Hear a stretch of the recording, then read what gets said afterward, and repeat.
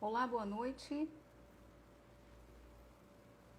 Você que está assistindo essa live, eu entrevistei a pós-doutora, a professora Cristiane Bonfim Fernandes, da Universidade Federal do Amazonas, sobre o enfrentamento da violência e exploração sexual de crianças e adolescentes.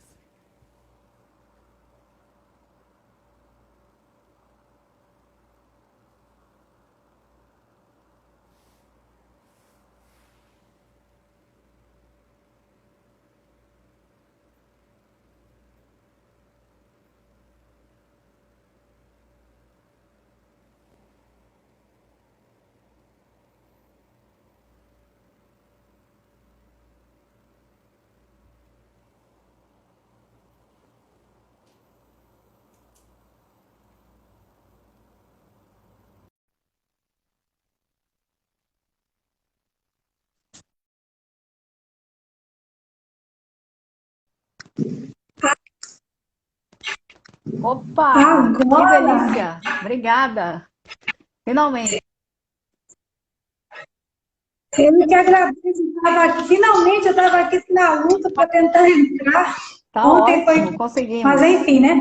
Nós tínhamos alguns participantes, Consegui. mas eu falei que eu ia desligar aquele vídeo e ligar outro para tentar novamente acessar. Mas aqui estamos.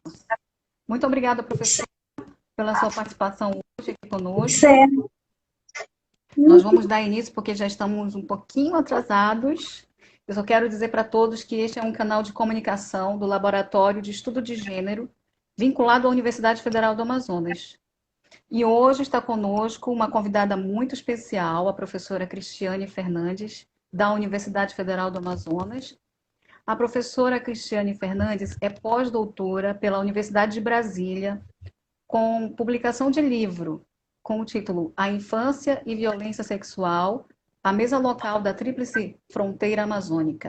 E hoje temos 3 exemplares dessa obra para sorteio, hoje ao vivo, no final da live. Hein? A professora também tem doutorado em Política Social pela Universidade de Brasília, e o título da tese de doutorado da professora é Os Paradoxos do processo de formulação e implementação de políticas públicas de enfrentamento da violência sexual infanto-juvenil no estado do Amazonas.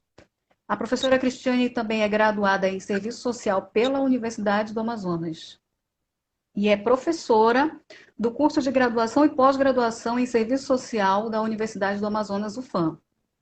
E hoje ela está aqui conosco para conversar com a gente sobre o enfrentamento da violência e exploração sexual de crianças e adolescentes. Agora sim, eu cumprimento oficialmente. Boa noite, professora Cristiane. Boa noite. Muito obrigada pelo convite. É um prazer estar aqui com vocês para compartilhar esse tema tão importante para Muito todos obrigada. nós. É uma satisfação ter você conosco hoje aqui no Laboratório de Estudo de Gênero para falar sobre uma questão que é responsabilidade de todos, sim. Então, professora Cristiane, inicialmente, fale para nós como podemos identificar a violência e exploração sexual de crianças e adolescentes.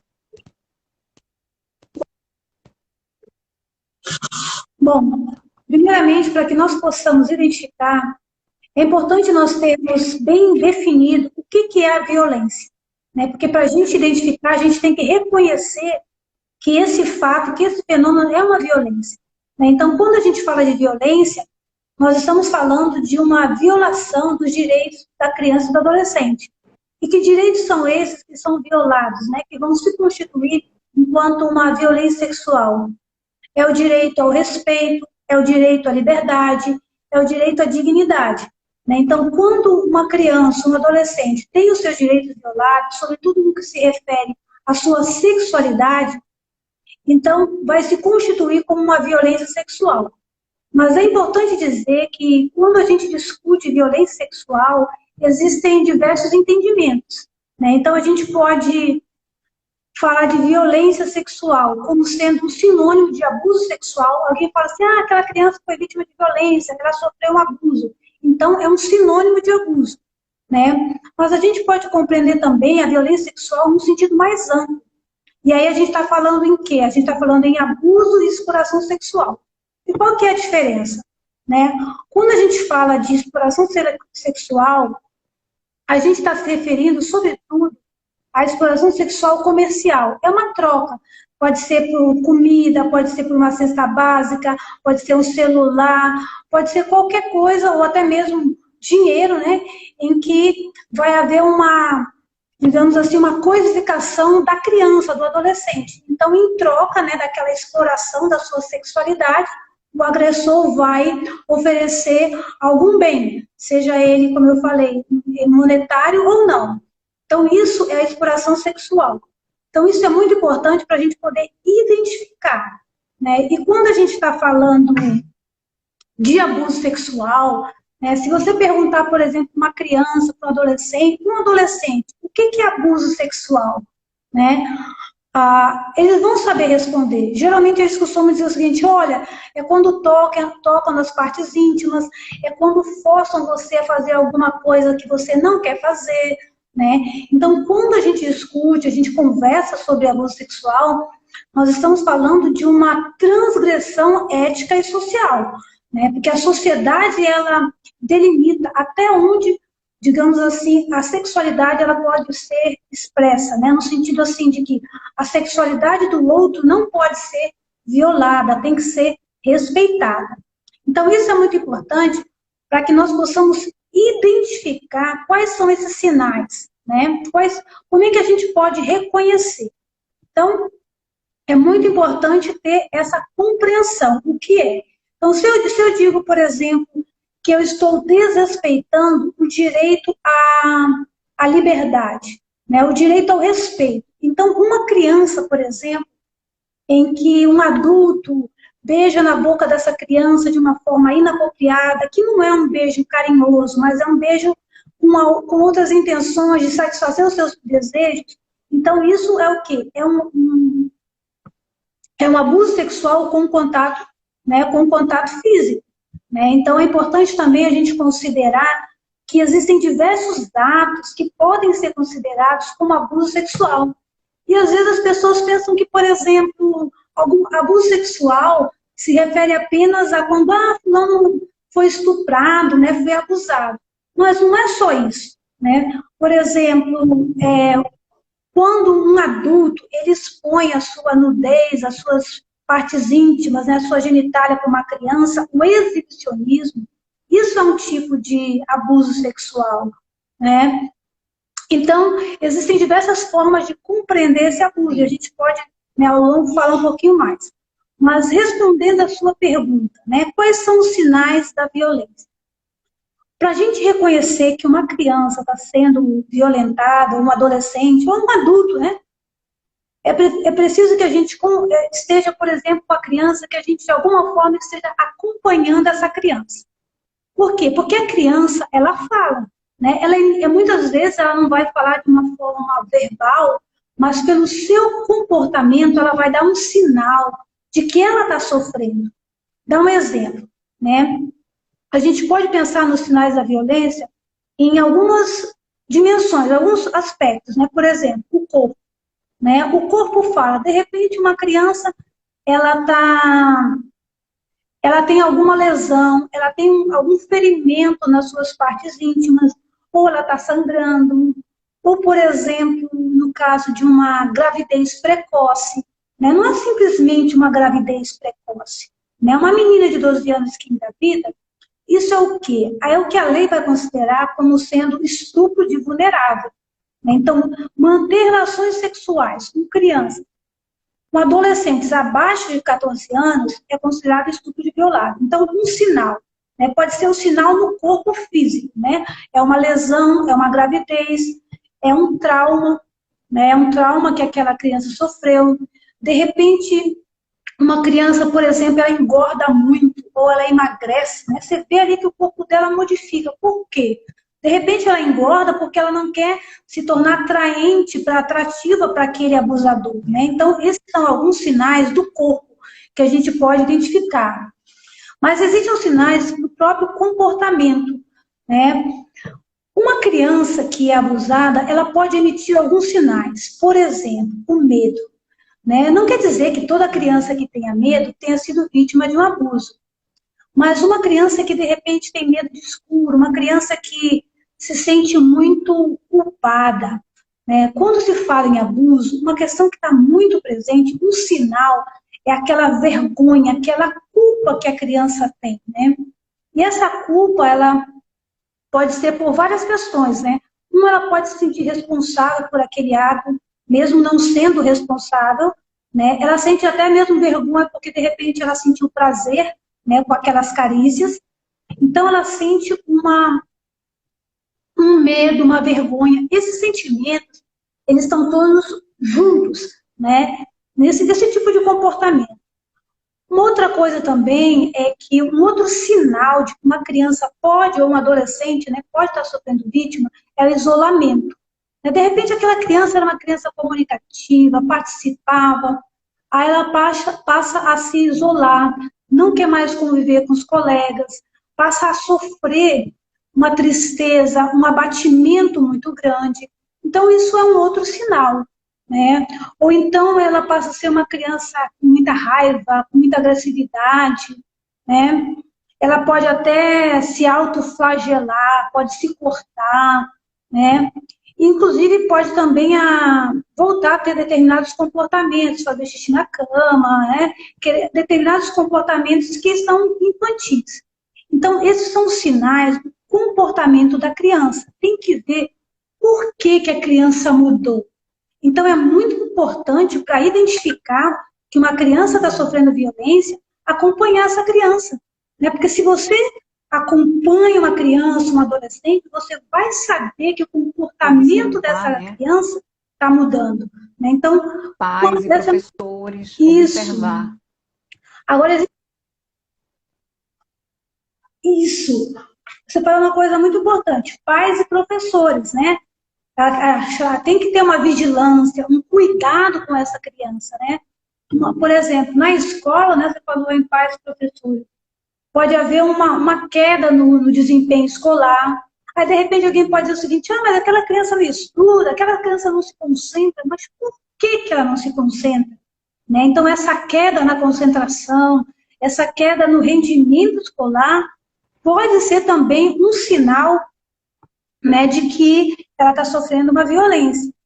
De repente, por exemplo, ela não quer mais participar da, sei lá, educação física, das atividades da escola, né? Ela começa a ter esse rendimento, digamos assim, afetado. Né? De repente, a criança falta muito, né? Então, isso tudo são sinais. Agora, existe também um sinal muito importante, mas muito importante, que se refere à área da sexualidade, né? Então, de repente, uma criança, um adolescente, a gente vai ter que considerar a idade, né? De repente, uma criança de 6 anos, por exemplo, ela começa a ter uma curiosidade sexual muito aguçada, muito excessiva, que a gente vê que não é comum para aquela idade, né? Então, essa curiosidade, por exemplo, participar de jogos sexuais, né, de brincadeiras, né, muito sexualizadas, porque assim, a criança explorar o seu próprio corpo, até explorar o corpo do colega, né, estão brincando, é uma coisa saudável. Mas se é uma brincadeira muito sexualizada, por exemplo, se é uma masturbação excessiva, né, você vê que a criança está se masturbando, que a criança ela está expressando o afeto de uma maneira muito sexualizada, né? Então o adulto vai perceber que aquilo, poxa, aquilo ali não está condizente com aquela idade cronológica, com a maturidade daquela criança, né? Ou de repente, por exemplo, ela toca muito nas partes íntimas e quer também tocar nas partes íntimas dos colegas, né? Às vezes, por exemplo, quando uma criança sofre abusos, que ela vai fazer um desenho, né? Ela vai desenhar, por exemplo, órgãos genitais de uma maneira assim muito detalhada, coisa que não acontece, né? Geralmente você pede para uma criança desenhar, o que ela faz? Desenha lá uma criança assim, não vai desenhar dizendo, olha, isso aqui é homem e menino. Isso talvez até de outra forma, né? Mas não pela parte genital, uma criança pequena, por exemplo. Né? Então, inclusive, os psicólogos, eles utilizam isso para identificar por meio de desenhos, né? Pode ser uma boca muito exagerada, uma boca muito grande, pode ser órgãos genitais muito grandes, ou seja, de uma forma muito detalhada, né? Então, quando a criança ela gosta de falar sobre esse tema, assim, de uma maneira muito excessiva, muito constante, que você percebe que não é natural para aquela faixa etária ou para aquela maturidade, né? Então, são estes sinais também na área da sexualidade, né? E também alguns sinais que a gente pode ver, por exemplo, em relação aos hábitos, né? Como eu já falei, está relacionado com o corpo. A criança mudou de hábitos, ela não come mais, ou ela come demais, né? Ela não está se Professora, desenvolvendo como ela são deveria, muitos. né? Então, assim, Nós, como sociedade, como pais, como educadores, nós temos vários meios de tentar, primeiro, identificar e tomar uma atitude para acolher essa criança. Então, esses sinais de identificação, eles são bem abundantes. Então, não tem desculpa de a gente dizer, eu não percebi, né? Como a senhora explanou muito bem aqui, são vários, são vários. Então, cabe a cada um de nós buscar ter esse conhecimento para que, ao identificar, já tome uma atitude, ou no caso das escolas, né? Os pais, os professores, conversar com os pais, né? E saber o que pode estar acontecendo com a criança. Então, são vários sinais. Não tem como a gente ficar perdido nessa questão de eu não sei como fazer para identificar se uma criança ou um adolescente está enfrentando essa questão da exploração e da violência sexual. Eu quero só tomar um tempinho aqui e agradecer a participação de quem está aqui conosco, a Josefa. Muito obrigada por estar conosco. Boa noite. A Rosa também. Da Costa também está conosco. Acho que não é só um, acho que são dois. Zá Cristiane, a Mary também. A Mary, minha cunhada. Marclise, acho que eu pronunciei corretamente, não sei. A nossa professora também, Lidiane Cavalcante, está conosco, muito obrigada pela presença. Roberta, a professora Lidiane e a professora Cristiane está agradecendo a sua participação conosco, muito obrigada. Alcione também, Freires, a Roberta também está conosco. Nara, muito obrigada pela participação de todos vocês. E para continuar aqui, que nós temos mais algumas perguntas para fazer para a professora, porque eu acho que nós temos só agora 30, né? Acho que nós temos mais uns 30 minutos, professora, para falar. Então, com relação à violência e exploração sexual de crianças e adolescentes, não tem como justificar isso, né? Então, eu gostaria de perguntar para a senhora, professora, existem as causas principais dessa violência e exploração sexual de crianças e adolescentes? Não no sentido de justificar. A causa disso é porque isso. Não, não é para justificar. É só para identificar essas questões principais que levam a essa situação de exploração e de violência. ok. Quero agradecer, professora Lidiane, que alegria estar aqui no Laboratório de Gênero. Sinto muito honrada aí pelo convite. Bom, quando a gente fala de violência, é uma questão assim complexa, né? Então eu diria que em vez de a gente falar sobre causas, né, a gente pode pensar em termos de quais são os fatores que contribuem para que essa violência ocorra, quais são os fatores de riscos, né? E são muitos, né?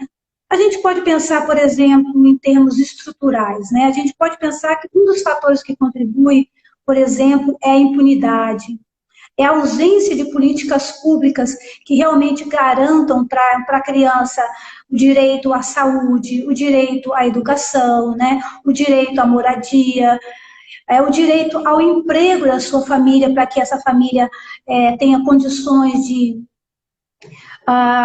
garantir, na realidade, todos esses direitos, né? A criança, a proteção, né? Mas existem alguns fatores que, assim, quando a gente pensar em violência, a gente tem que pensar na dimensão, digamos assim, histórico-estrutural, né, das políticas públicas, nessa dimensão política. A gente tem que pensar na dimensão ética.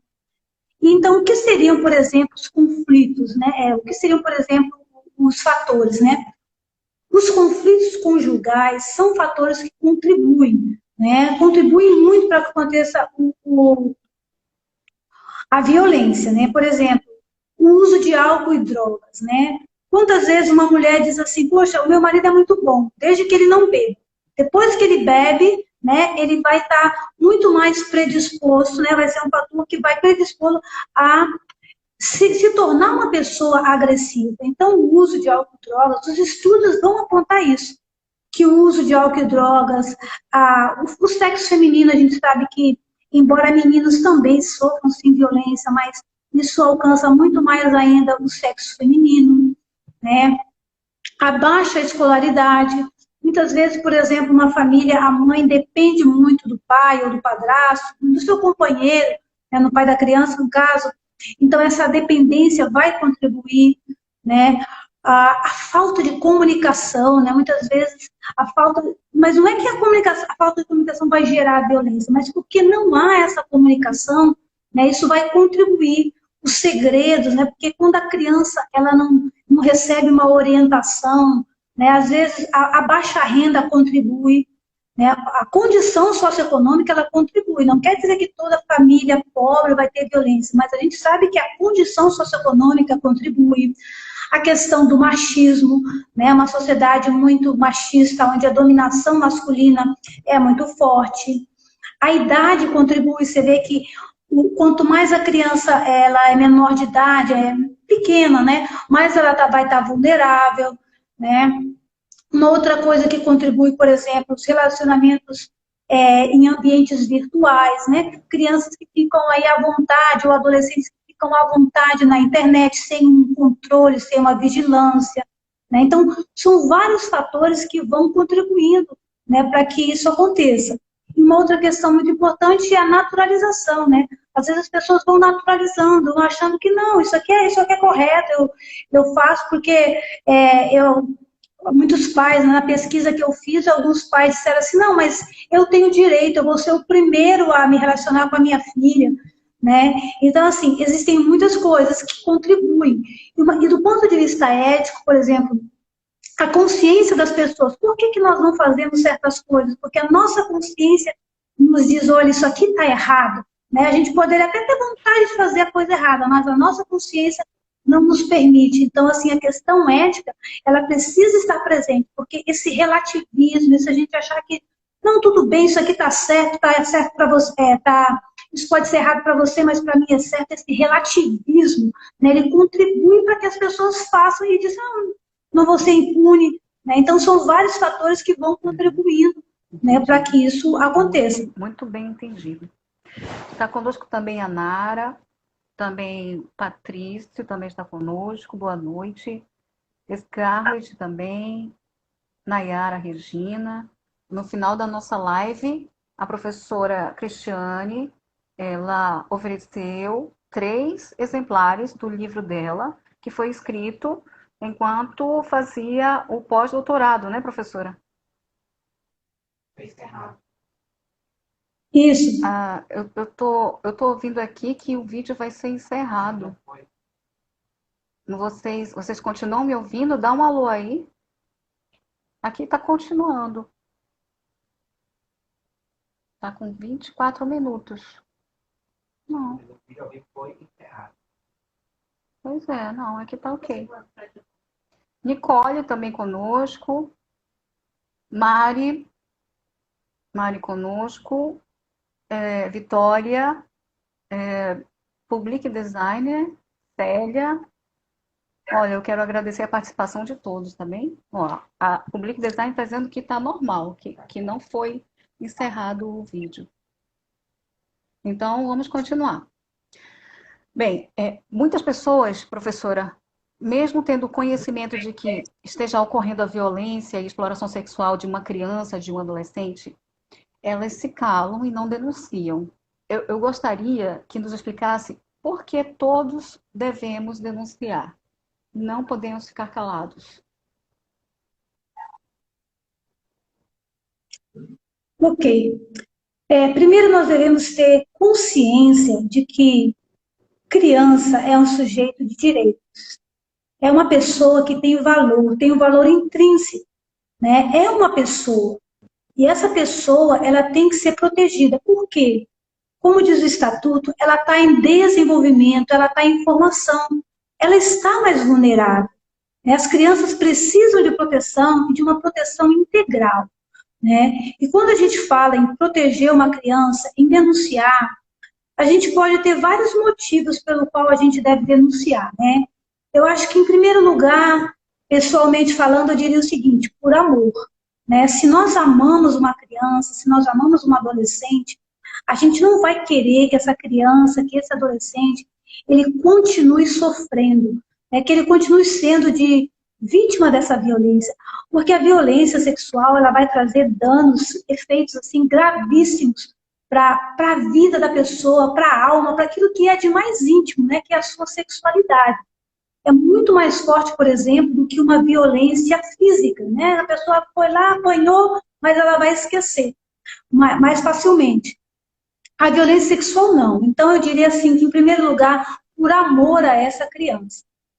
Em segundo lugar, né, não necessariamente assim, pelo primeiro, segundo, terceiro, mas assim, é obrigação, não é opcional, né? A lei diz que é dever, né, que se você suspeitar, em caso de suspeita, né, ou comprovação de maus tratos, seja qualquer que seja o maus trato, lá no artigo 13 do ECA, está dizendo isso. Olha, se você só suspeitar, você deve comunicar ao conselho tutelar.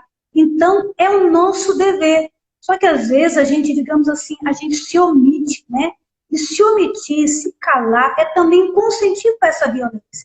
Então, o cidadão comum, ele deve denunciar, o professor, o médico, o diretor de creche, né, de acordo também lá com o artigo 56, o artigo 245 do ECA, né, é uma obrigação. Então, não é uma coisa que a gente faça porque simplesmente a gente, eu quero fazer por amor. Sim, por amor é fundamental, mas é obrigação, é na lei. A lei, o que a lei diz? A lei, ela está dizendo o seguinte, é algo que ela tem um caráter, né? Tem um caráter até às vezes assim pode parecer muito repressivo, mas assim é para que a gente não fuja a nossa responsabilidade, porque um dos principais problemas é quando ocorre uma, digamos assim, sabe quando você se torna insensível, indiferente, quando eu ou você ou a sociedade, a gente começa a conviver com isso e parece que isso não nos toca, né? Isso parece que não faz diferença para a gente, né? Então, quando a gente denuncia, é nossa obrigação denunciar, nós estamos mostrando para aquela criança que nós amamos, que nós queremos protegê-la, né? E que ela realmente tem um valor. Porque quando a gente fala em proteção integral, em prioridade absoluta, nós sempre estamos dizendo que aquilo é algo valoroso, né? Então nós temos que valorizar. E aí a gente vai valorizar na prática, né? Então, esses seriam os motivos pelo qual a gente deveria denunciar, né? A gente pode falar por vários outros, né? Mas, assim, os principais. Para que todos possam saber o que fazer diante de uma violência, exploração sexual de criança e adolescente, eu gostaria que nos falasse como que a gente pode fazer essa denúncia. A senhora falou com relação ao conselho tutelar, mas eu gostaria também de saber se tem algum número de telefone gratuito, ou se a pessoa que quer denunciar pode ir em qualquer delegacia, ou tem que ser só na delegacia da infância. Como que a comunidade, como que as pessoas podem fazer essa denúncia? Ok. Olha só, nós temos os órgãos oficiais, né? Nós temos o Sistema de Garantia de Direitos, né? Que são exatamente as instituições que fazem parte dessa proteção, que são responsáveis por proteger essa criança, seja por meio de um atendimento, né? Seja por meio de ações de prevenção. Então, assim, o Conselho Tutelar, ele é um dos principais órgãos. Por quê? Porque ele é responsável por zelar pelo direito da criança e do adolescente. Tá? Então, o Conselho Tutelar é fundamental. Mas nós temos também o Disque 100, né? O Disque 100, ele recebe denúncias sobre violação dos direitos humanos, não só da criança e adolescente, da mulher, do idoso, da pessoa com deficiência, né? Então, por exemplo, a pessoa pode ficar preocupada, mas e se eu denunciar, será que o meu nome, né? Será que eu vou ser chantageado? O que vai acontecer? Será que eu vou ser ameaçado? E essa é uma preocupação, né? Então, o Disque 100, ele vai garantir esse anonimato. A pessoa vai lá, denuncia para o Disque 100, e a partir do Disque 100 vai começar um fluxo aí para que essa denúncia ela seja encaminhada para os seus devidos lugares, né? Mas a pessoa pode denunciar na delegacia de polícia, mesmo que não seja a delegacia só da criança ou do adolescente, né? No caso, a DECA, qualquer delegacia. Porque, assim, quem é responsável pela proteção tem a obrigação de receber esse comunicado, né? Então, quem, por exemplo, a pessoa está lá no CREAS, né? Que o CREAS, ele atende a criança e adolescente vítima de violência. Então, se a pessoa quiser denunciar para o CREAS, ela pode. O CREAS vai tomar as providências, vai comunicar o Conselho Tutelar, né? Nós temos um aplicativo, que é o aplicativo Proteja Brasil, que também é uma forma, né? Existe também uma delegacia virtual, que é delegaciavirtual.sinesp.gov.br do Ministério da Justiça. Então, existem diversos canais, o Ministério Público, né? Existe também uma organização social chamada SaferNet, que é de crimes cibernéticos. Então, existem várias formas da pessoa denunciar, mas os principais que eu diria são os conselhos tutelares, o Disque 100 e as delegacias, né? Mas qualquer outro órgão, né? Por exemplo, a escola, né? Ali na escola é fundamental, a criança, uma família pode ir lá na escola também e fazer essa denúncia. Claro que a escola vai encaminhar, né? Então, existem muitos órgãos, né? E, por exemplo, o comunicado, né? A gente denunciar o comunicado, né? No caso de uma criança, ela tem que ser fortalecida, empoderada, no sentido de conhecer, né, o que é o abuso, porque aí ela pode também denunciar, pode também comunicar isso com uma pessoa de confiança, né? Porque a gente sabe que a maior parte dos casos acontece em casa, né? Então, a gente não vai dizer simplesmente denuncie para o seu pai, sua mãe ou para o seu padrasto, quando um deles é o agressor, né? Então, é muito importante que a criança também conheça o seu corpo, que ela sabe onde que alguém pode tocar, onde alguém não pode tocar, e que ela saiba que ela também pode denunciar. Ela pode denunciar, ela pode comunicar esse fato para alguém de confiança, que seja um professor, pode ser um padre, pode ser um pastor, né? Pode ser um vizinho de confiança. Então, é muito importante que as pessoas tenham conhecimento, porque o conhecimento é uma ferramenta, é um instrumento de poder. Né? Quem conhece vai poder fazer uso dessa ferramenta para denunciar. Agora, até que, por exemplo, uma criança conversar com o seu coleguinha e pedir para que o pai do coleguinha a ajudasse, né? Já que a violência que ela está enfrentando está dentro da casa dela e ela já identificou que, por parte dos seus responsáveis, ela não teria esse acolhimento. Então, ela chega com o seu coleguinha, com o seu colega de escola e pede ajuda, né? Porque muitas das vezes as crianças, elas não sabem com quem conversar. Elas têm no adulto essa confiança, né? E o pai de um outro coleguinha, talvez para ela, pareça ser alguém que possa também ajudá-la. A senhora já ouviu a respeito de alguma situação assim? Sim, por exemplo, quando uma criança, por exemplo, uma criança um pouquinho mais madura, né, em relação ao outro, até mesmo da faixa etária, quando ela compartilha a vida com a outra, e ela diz, não, isso daqui está errado. Quando ela compartilha que ela já sabe que é errado com aquela criança que, assim, a criança, quanto menor, mais difícil vai ser para ela reconhecer, porque ela está aprendendo. Então, se alguém diz assim, olha, isso aqui é um carinho, eu te amo muito, você é muito especial. Então, se ela não sabe, se ela não tem, digamos assim, uma informação de uma pessoa mais velha, que não seja da sua casa, ou que seja da sua casa, mas que seja, né, direcionando bem a sua sexualidade, então uma criança, como você falou, pode contribuir sim. Inclusive, uma criança pode até inspirar outras crianças para falarem para pais, para professores, para quem quer que seja, no caso aqui, sobretudo de confiança, né? Então, isso é muito importante, essas relações. No caso, por exemplo, que nós estamos vivenciando, né, mês de maio, de enfrentamento à violência, a gente sabe que um dos casos que é emblemático e se tornou o símbolo do Dia Nacional, né, de combate ao abuso e exploração sexual, é exatamente o caso da menina Aracelis, né, Aracelis Sanches, que ela, aos 8 anos de idade, ela foi drogada, ela foi estuprada, ela foi morta, né? Então, assim, aquele caso, né, a gente sabe que, infelizmente, esse caso se tornou impune, né? Os agressores eram pessoas muito conhecidas, né? Isso aconteceu em Vitória, né, no dia 18 de maio de 1973, e é por isso que hoje nós temos o Dia Nacional, né, de Combate, né, se transformou lei no Brasil, né, o governo federal, no ano 2000, estabeleceu essa lei, né, dizendo que o dia 18 de maio é um dia nacional de combate, ou seja, foi uma criança, né, que ela é apenas um caso, né, nós temos vários casos, a gente vê quem assistiu o Fantástico, aí viu a situação, né, que apareceu no domingo no Fantástico, nós temos vários casos no Amazonas, inclusive, quando eu fiz uma pesquisa também, na época do meu doutorado, né, as meninas, elas iam contando como é que isso está acontecendo. Então, assim, é uma situação muito difícil, né, porque a gente pode dizer assim, mas por que a criança não denuncia, né? Quanta chantagem, quantas ameaças ela sofre para não denunciar, para não falar, né? Às vezes o agressor diz, olha, se você falar, eu mato sua mãe, né? Então, é uma situação muito, muito difícil. Então, é importante, sim, que quanto mais as crianças estiverem fortalecidas, empoderadas nesse conhecimento, elas vão contribuir. Não é que elas são responsáveis pela proteção delas, mas elas podem, sim, já ter aí alguma ferramenta que elas possam utilizar, né, para se autoproteger também. Temos também conosco hoje Josué Freitas, boa noite. A Kátia também está conosco. Darcy Ramos, Geraldo também, muito obrigada, boa noite.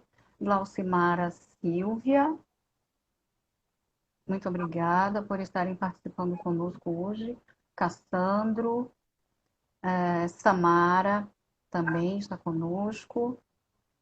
Muito obrigada pela participação de todos vocês. Olha, no final da live, nós vamos sortear os 3 livros da professora, que foi escrito durante o pós-doutorado que ela realizou lá na Universidade de Brasília. Certo, professora?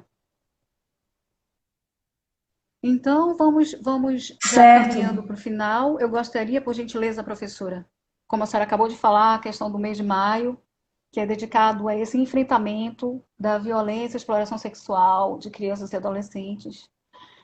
Eu gostaria de saber se a senhora pode divulgar os lugares que a senhora vai estar ministrando as palestras, para que as pessoas e a comunidade possam participar dessas palestras e aprender cada vez mais para que a gente possa enfrentar essa questão de violência contra nossas crianças e os adolescentes.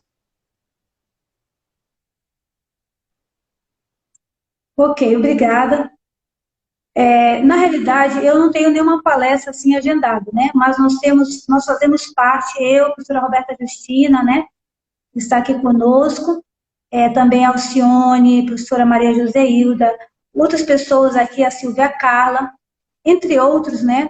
Nós fazemos parte do Comitê Estadual de Enfrentamento à Violência Sexual contra Criança e Adolescente.